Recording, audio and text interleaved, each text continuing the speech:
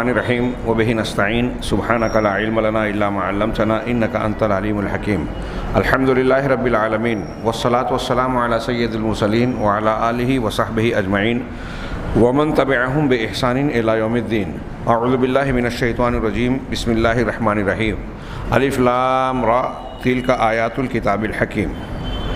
محترم حاضرین، آج ہمارے سامنے سورہ یونس ہے۔ یہ مکی صورت ہے جس کی آیتوں کی تعداد 109 ہے۔ اس صورت کا ایک ہی نام ہے سورۃ یونس۔ اس نام کی مناسبت ہے کہ یونس علیہ السلام کی قوم وہ اکیلی قوم ہے جو ایک مرحلہ گزرنے کے بعد اللہ کے نبی کی دعوت کے ایک مرحلہ گزرنے کے بعد اس کے تمام افراد نے بعد میں اسلام قبول کر لیا، حالانکہ عذاب آنے کا امکان پیدا ہو گیا، لیکن اللہ کی سنت اور پورا آپ واقعہ جانتے ہیں، اس کے مطابق کچھ باتیں رہ گئیں۔ اللہ کی اجازت سے پہلے نبی نے قوم چھوڑی، بعد میں جب عذاب کے آثار اور امکان قوم نے محسوس کیے تو پوری قوم اسلام لے آئی اور اپنے نبی کی بعد میں اتباع کی۔ چنانچہ اللہ تبارک و تعالیٰ کی قدر کا یہ فیصلہ، قضاء و قدر کا یہ فیصلہ ہوا کہ آج تک جتنی بھی اقوام کا اس طرح کا معاملہ ہوا اس میں صرف قوم یونس کا معاملہ استثنائی ہے، دوسروں سے الگ ہے، جنہیں اللہ تبارک و تعالیٰ نے ایک خاص روش کے باوجود جو ہے ایک مرحلے پہ آنے کے بعد ایمان کی توفیق دی اور پھر انہیں معاف کر دیا۔ چنانچہ اللہ تعالیٰ نے اس سورت کا یہ نام، قوم یونس کا تذکرہ چونکہ اس میں کیا گیا ہے، اور اس سورت کا نام سورہ یونس اسی لیے رکھا کہ پڑھنے والے کو اس پر توجہ دلائی جائے کہ قوم یونس کو ایک خصوصی فضیلت حاصل ہے۔ اس سورت کی فضیلت میں کوئی روایت انہوں نے نقل نہیں کی، محض بعض علماء کے اس قول کو پیش کیا کہ کچھ لوگوں کے نزدیک سبع طوال میں سورہ توبہ کی بجائے سورہ یونس شامل ہے۔ اس اعتبار سے اگر ان کے قول کے مطابق اس سورت کو سبع طوال میں شامل مانا جائے تو رسول اللہ صلی اللہ علیہ وسلم کا یہ فرمان اس سورت کی فضیلت کو گھیرے ہوگا کہ من اخذ بالسبع الطوال فهو حبر، جو سبع طوال کا علم حاصل کرے وہ عالم آدمی ہوگا۔ بعض علماء نے جیسا کہ میں نے کہا اسے سبع طوال میں شمار کیا ہے۔ اس سورت کے ابتدائی مضمون کے اس کے اختتامی شروعات کا آخر سے کیا تعلق ہے؟ یہ سورت وحی کے متعلق اور حکمت ربانی کے ذکر کے ساتھ شروع ہوتی ہے۔ الف لام را تلک آیات الکتاب الحکیم۔ الف لام را یہ حروف مقطعات میں سے ہے۔ اس کے بارے میں لوگوں کے مختلف اقوال ہیں۔ اہل سنت والجماعت اور جمہور مفسرین کا مشہور قول ہم اور آپ جانتے ہیں کہ یہ حروف مقطعات اہل عرب کو چیلنج کے طور پر اللہ تعالیٰ نے پیش کیے کہ تم کو زبان دانی کا غرہ ہے، گھمنڈ غرور ہے، اور یہ وہی حروف ہیں، تم اس کا معنی بتاؤ۔ اور اس قسم کی حکمتیں لوگوں نے لکھی، اور علامہ شنقیطی نے پورے قرآن کا جائزہ لینے کے بعد کہا کہ آپ ایک بات خاص طور سے سورت کو چھوڑ کر جہاں بھی حروف مقطعات کا ذکر ہے قرآن میں، اس کے فوراً بعد قرآن یا آیات قرآن کا ذکر ہے، جس سے اس قول کو تقویت ملتی ہے کہ یہ چیلنج کے طور پر پیش کیا گیا ہے۔ اس کا معنی مطلب کیا ہے حقیقی طور سے، اس بارے میں جمہور مفسرین اور علماء اہل سنت کہتے ہیں اللہ اعلم بمرادہ بذلک، اللہ اس کی مراد کو زیادہ بہتر جانتا ہے، ہم نہیں جانتے۔ اس کو آیات متشابہات میں مانا جاتا ہے۔ چنانچہ الف لام را تلک آیات الکتاب الحکیم، یہ حکمت والی کتاب کی آیتیں ہیں، حکمت والی کتاب یا محکم کتاب کی آیتیں ہیں۔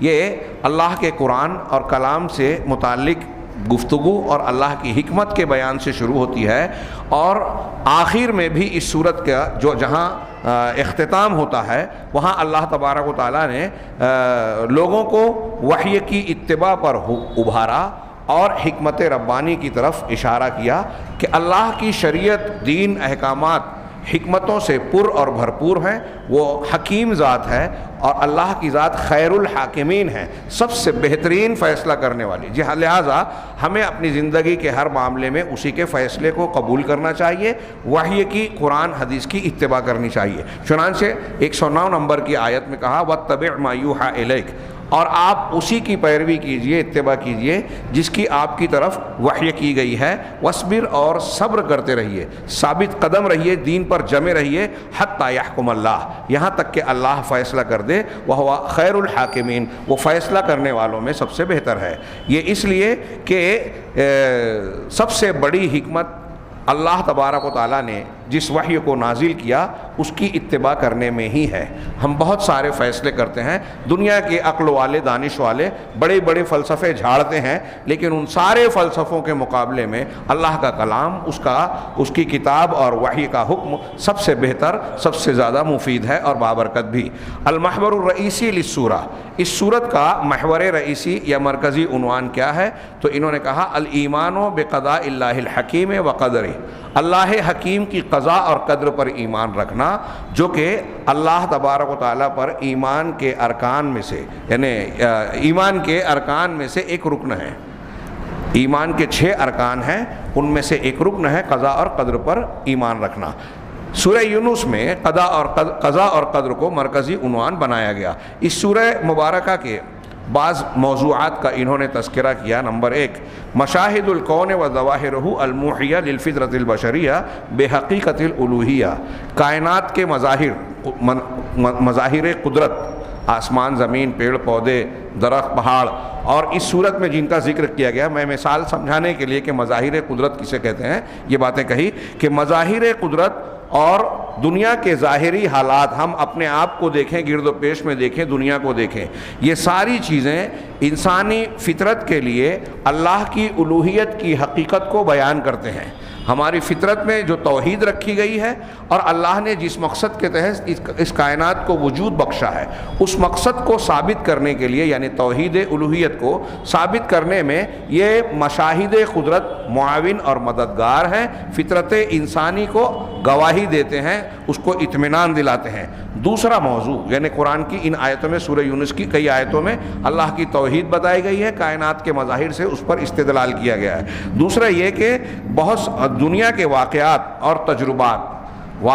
اور تجربات جو انسان بندے اپنے گرد و پیش میں دیکھتے ہیں، اسے ہم اپنی آنکھوں سے دیکھتے ہیں، اس کے باوجود ہم غفلت کا رویہ اختیار کرتے ہیں، اور جو واقعات حوادث ہمارے گرد و پیش میں ہوتے ہیں ہم اس پر غور نہیں کرتے، ان سے سبق نہیں لیتے۔ آیت نمبر 12 اور 21 کی طرف اشارہ کیا کہ ایسا انسان کا معاملہ ہے، اس کی نفسیات ہے۔ وَإِذَا مَسَّ الْإِنسَانُ الضُّرُّ دَعَانَا لِجَنبِهِ، جب انسان کو کوئی تکلیف لاحق ہوتی ہے تو وہ اپنے پہلو کے بل لیٹے ہوئے ہم کو پکارتا ہے، او قائدن، یا بیٹھے بیٹھے بھی پکارتا ہے، او قائمن، یا کھڑے کھڑے، مصیبت کی حالت میں چلتے پھرتے، اٹھتے بیٹھتے اللہ کو پکارتا ہے، گڑ گڑاتا ہے۔ فلما کشفنا عنہ ضرہ، لیکن جب ہم اس کی تکلیف کو اس سے ہٹا دیتے ہیں، اسے راحت دے دیتے ہیں، مرہ کألم یدعونا الی ضر مسہ، تو وہ اس طرح گزر جاتا ہے جیسے کسی تکلیف کی بنیاد پر ہمیں پکارا ہی نہیں تھا،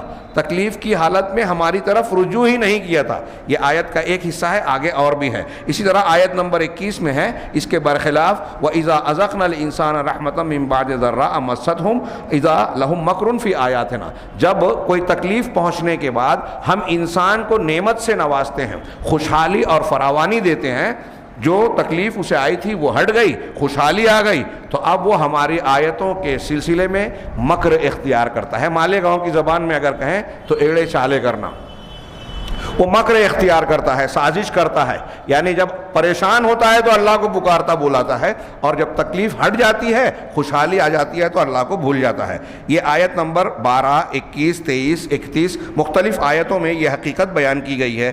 اسی طریقے سے تیسرے نمبر پر سورہ کے موضوعات میں یہ ذکر کیا کہ جو لوگ جھٹلانے والے ماضی میں گزرے ہیں، ان میں اللہ تبارک و تعالیٰ نے کئی لوگوں کو اس صورت میں بطور عبرت پیش کیا، قرآن کی دوسری صورتوں میں بھی ہے۔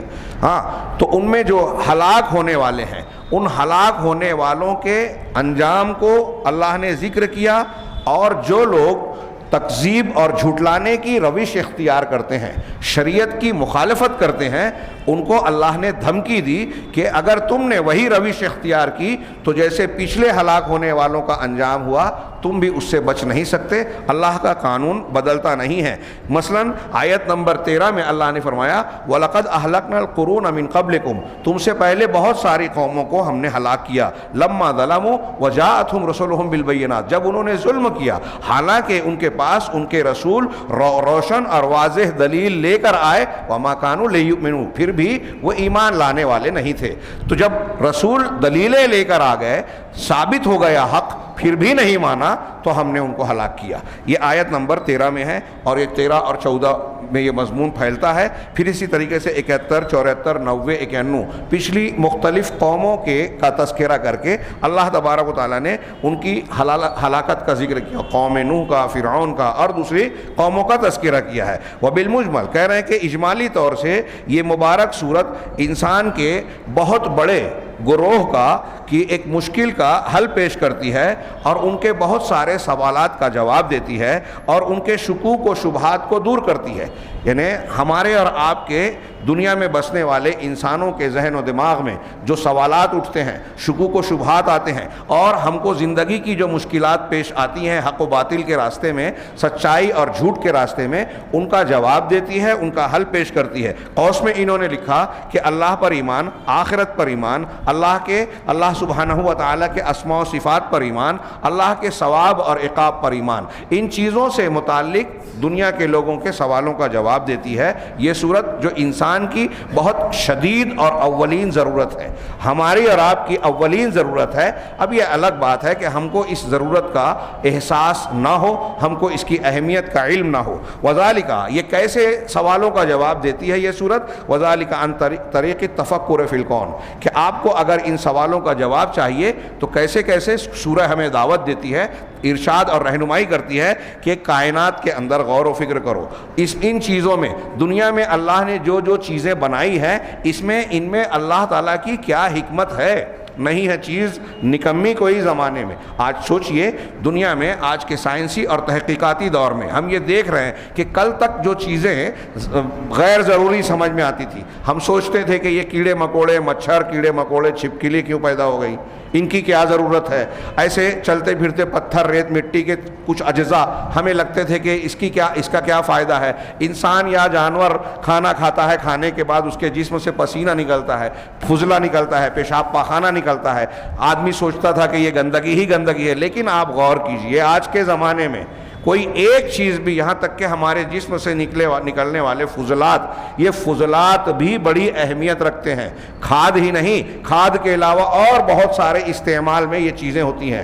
اللہ تبارک و تعالیٰ کے قدرتی نظام سے جو چیزیں بھی وجود میں آتی ہیں، کوئی ایک چیز بھی ایسی نہیں ہے جو ماحولیات کو بگاڑے، جو انسان یا کائنات کے لیے نقصان دہ ہو۔ اور انسان نے جو چیزیں سنتھیٹک یا مصنوعی بنائی ہے، ایک چیز کو لیجئے، پلاسٹک بننے میں، اس کی پروسیسنگ میں، اس کو پھر سے تیار کرنے میں زہریلے مادے خارج ہوتے ہیں، دنیا کے نقصانات ہوتے ہیں۔ جانور کھاتا ہے، اس کا گوشت، اس کا دودھ زہریلا بنتا ہے، ہم لوگ کھاتے ہیں، ہمارے جسم کے اندر بہت سارے زہریلے مادے داخل ہوتے ہیں۔ ایسے بہت سارے نقصانات جو انسانوں نے بنائے ہیں، کیمیکل اور کیمیائی اشیاء، وہ ساری کے ساری چیز نقصان سے خالی کوئی بھی نہیں ہے۔ ایک فائدہ ہوتا ہے تو چار نقصان۔ اب آپ غور کیجئے کہ کائنات میں رب العالمین نے جو بنایا ہے، انسان کو بڑے علم کا غرہ ہے، تو کامل علم والی ذات کون سی ہوئی، حکمت بالغہ والی ذات کون سی ہوئی کہ اس نے جو بنایا حکمت سے بنایا۔ ہمیں جو چیز غیر ضروری نظر آتی ہے وہ بھی ضروری ہے، وہ اس کے بھی فائدے ہیں۔ تو کہا کائنات پر ہم غور کریں، اللہ تعالیٰ کی تخلیق مخلوقات میں اس کی حکمتوں پر غور کریں، اس کے حسن تدبیر پر غور کریں۔ ایک ایک چیز، ہمارے اپنے جسم پر غور کیجئے کہ جسم کا کون سا حصہ کہاں ہے۔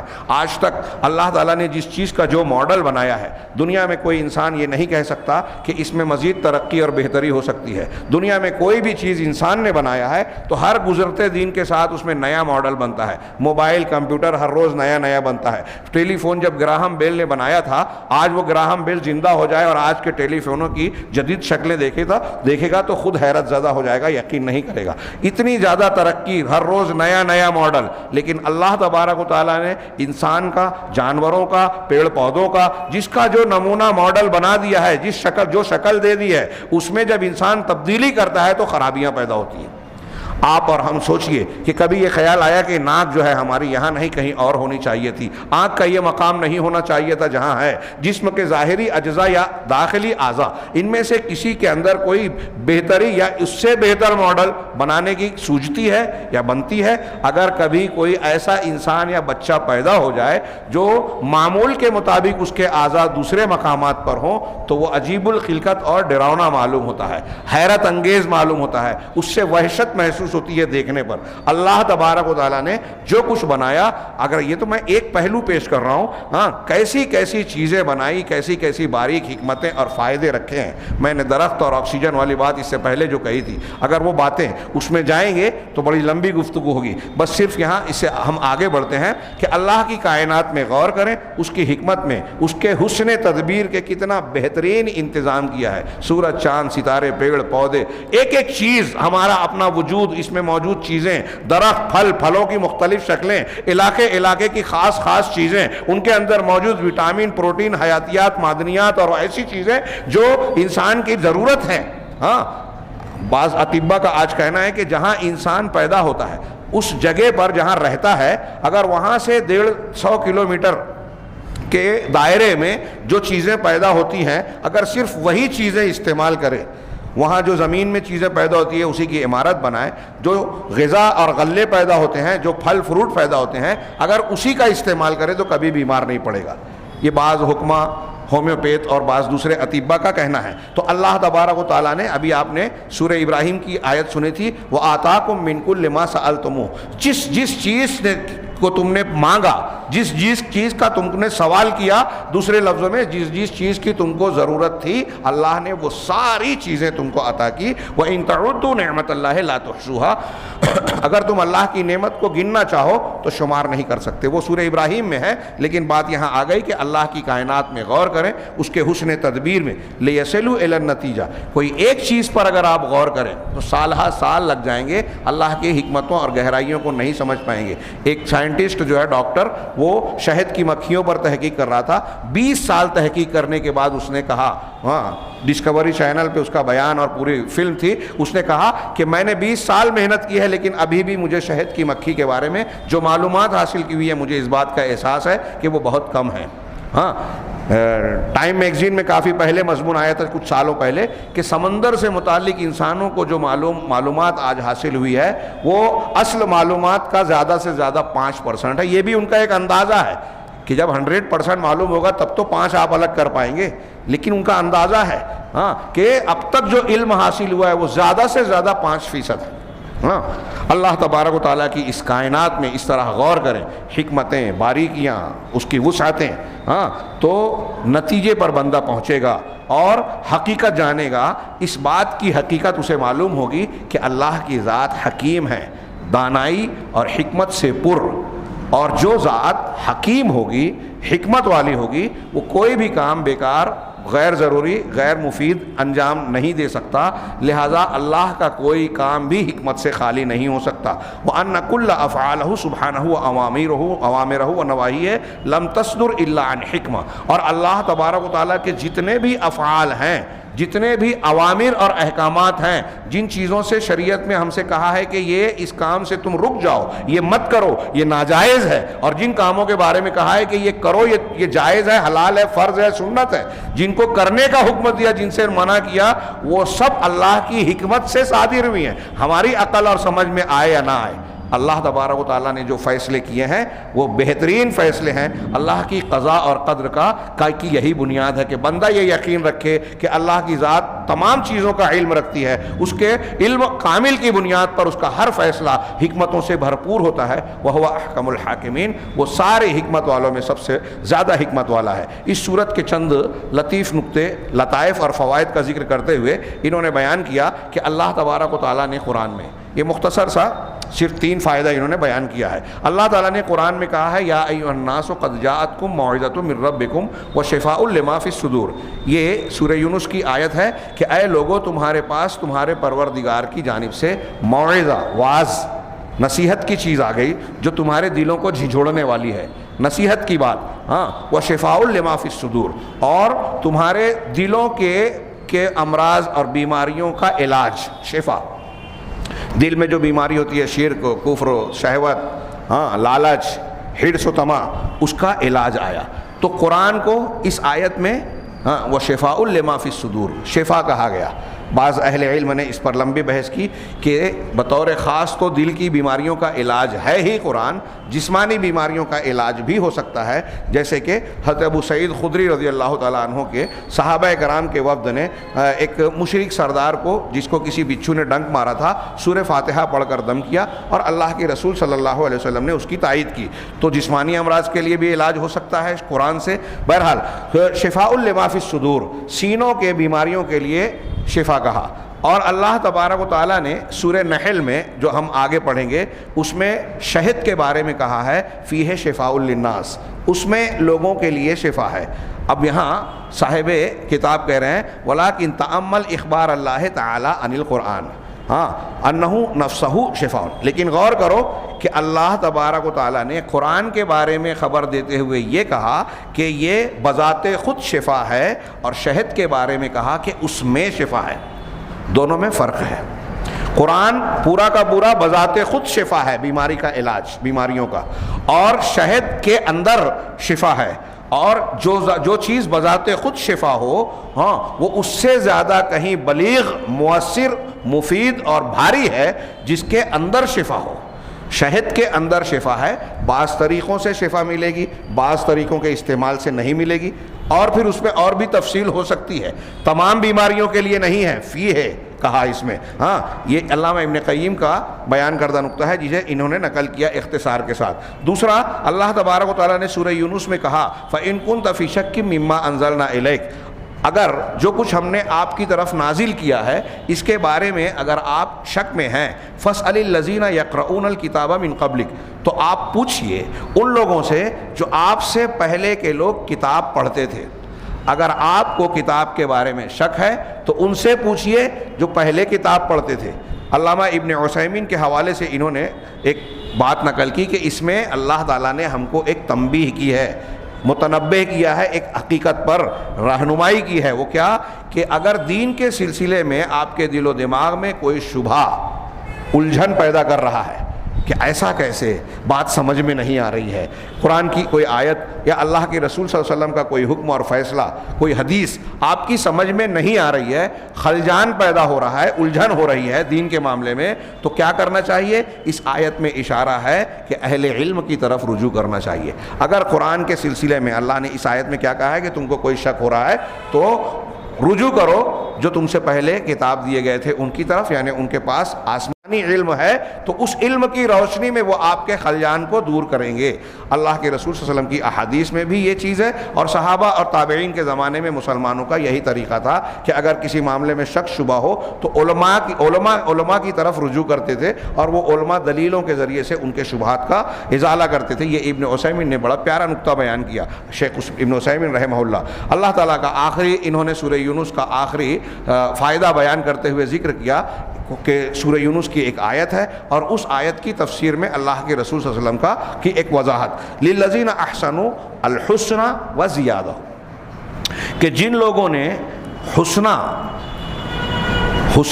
کو انجام دیا، ہاں للذین احسنوا، جن لوگوں نے احسان کیا، احسان بھلائی، ایک احسان اللہ کے ساتھ ہے کہ عبادت ایسی کی جائے کہ ہم اسے دیکھ رہے ہیں، اگر یہ نہیں تو کم سے کم وہ ہمیں دیکھ رہا ہے۔ ایک احسان بندوں کے ساتھ ہے کہ ان کے ساتھ صرف ان کا حق نہ دیا جائے بلکہ حق سے بھی بڑھ کر حسن سلوک کیا جائے، والدین کے ساتھ حسن سلوک، دوسروں کے ساتھ حسن سلوک، جانوروں کے ساتھ حسن سلوک، ساری مخلوق کے ساتھ حسن سلوک۔ تو جن لوگوں نے احسان کیا ان کے لیے کیا ہے؟ الحسنہ، حسنہ ہے، وہ زیادہ اور حسنہ سے بھی زیادہ۔ میں اس کا معنی آگے حدیث میں بیان کیا گیا اس لیے یہاں نہیں کر رہا ہوں۔ وَلَا يَرْحَقُ وُجُوهَهُمْ قَتَرٌ وَلَا ذِلَّةٌ، اور ان کے چہرے کو کوئی سیاہی اور گرد و غبار اور ذلت لاحق نہیں ہوگی قیامت کے دن۔ اولئک اصحاب الجنہ، یہی جنتی لوگ ہیں، ہم فیہا خالدون، جس میں وہ ہمیشہ رہیں گے۔ یہ قرآن کی آیت پڑھنے کے آیت کے بعد کہتے ہیں کہ اللہ کے رسول صلی اللہ علیہ وسلم کا ارشاد ہے، اس آیت میں جو کہا گیا ہے الحسنہ، اس سے مراد جنت ہے۔ جن لوگوں نے احسان کیا ان کے لیے حسنہ ہے یعنی جنت، وزیادہ، جنت سے بھی زیادہ کیا چیز ہے؟ اللہ کے رسول کی تفسیر ہے، آپ کی حدیث ہے صحیح مسلم کی، آپ نے کہا کہ وزیادۃ النظر الی وجہ اللہ الکریم، حسنہ جنت ملے گی، اور جنت سے بڑھ کر کیا ملے گا؟ اللہ کے وجہ کریم کی طرف رویت اور مشاہدہ۔ یہاں سورہ یونس کا معاملہ ختم ہوتا ہے۔ سورہ ہود کے صرف 3-4 منٹ میں چاہتا ہوں کہ اس کے ابتدائی حصے کا تذکرہ کریں تاکہ ہم آگے کچھ زیادہ حصوں کو کور کر سکیں۔ ویسے پورا قرآن کی ہر سورت کو اگر ایک سورت کو ہم ایک دن لے کر چلتے ہیں تو بہت ساری صورتیں باقی رہ جائے گی۔ بعض لوگوں نے یہ کہا، رفقا نے، کہ اگر رمضان کا وقت گزر جائے اور اس درس میں موقع نہ ملے تو بعد میں اس کو محفوظ کر کے ریکارڈ کر کے یوٹیوب وغیرہ پہ ڈالا جائے، لیکن میں سمجھتا ہوں کہ یہاں جو حاضرین ہیں، یہ جو موقع ہوتا ہے، اس موقع کے مناسبت سے قرآن کو سمجھنے، اس کی طرف توجہ کا وہ مزاج نہیں رہتا۔ بہرحال میں تھوڑی سی بات یہاں کرنا چاہوں گا کہ یہ سورہ ہود ہے، سورہ یونس کے بعد جو مکی ہے، اس کی آیتوں کی تعداد 123 ہے۔ اس کا نام بھی صرف سورہ ہود ہی ہے۔ اس نام کی مناسبت یہ ہے کہ اس سورت میں حضرت ہود علیہ السلام جو ایک پیغمبر تھے، ان کا نام 5 مرتبہ دہرایا گیا ہے، اور اس صورت کے اندر سورہ ہود میں اگرچہ حضرت ہود کا تذکرہ قرآن کی دوسری صورتوں میں بھی ہے، لیکن ان تمام صورتوں کے مقابلے میں اس صورت میں ان کا تذکرہ، ان کا واقعہ نسبتاً زیادہ طویل انداز میں آیا ہے۔ یہ علامہ ابن عاشور نے التحریر والتنویر میں یہ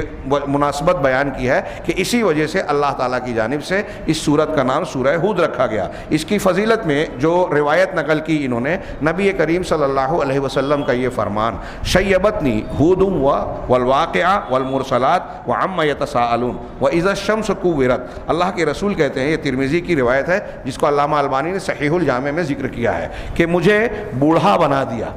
اللہ کے رسول صلی اللہ علیہ وسلم کا فرمان ہے کہ مجھے سورہ ہود نے، سورہ واقعہ نے، سورہ مرسلات نے، اور سورہ عما یتساءلون جس کو سورہ نبا کہا جاتا ہے، عما یتساءلون نے، اور اذا الشمس کورت، ان صورتوں نے، جس کو سورہ تکویر کہا جاتا ہے، ان صورتوں نے مجھے بوڑھا بنا دیا۔